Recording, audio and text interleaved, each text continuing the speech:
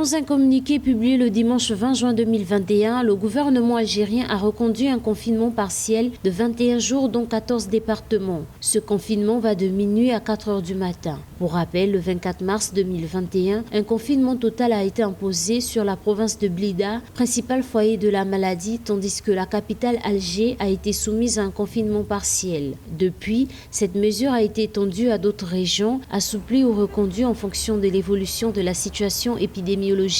Selon le dernier bilan, l'Algérie a enregistré 367 nouveaux cas d'infection au coronavirus, dont 243 guérisons et 9 décès supplémentaires liés à la maladie.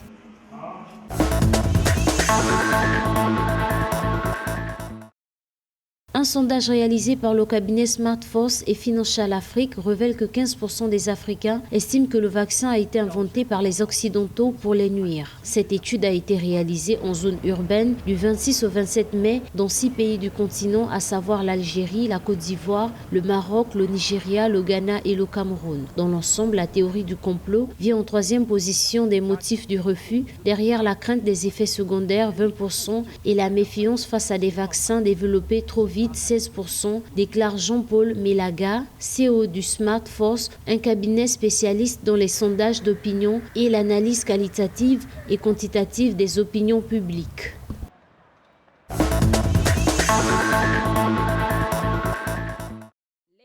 Après avoir été fermé durant 15 mois en raison de la pandémie du coronavirus, le Niger a annoncé rouvrir ses frontières. L'information ressort du récent Conseil des ministres. Cette décision intervient alors que la pandémie du coronavirus est sous contrôle au Niger. Les opérateurs économiques du pays ont salué cette décision. De son côté, le gouvernement espère que la réouverture des frontières permettra de relancer les activités économiques du pays.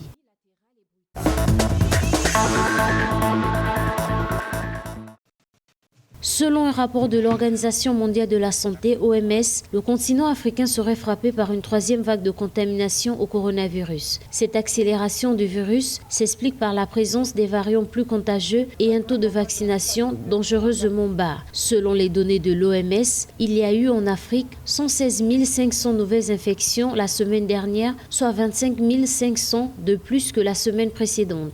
Le pays de Cyril Ramaphosa demeure le plus touché.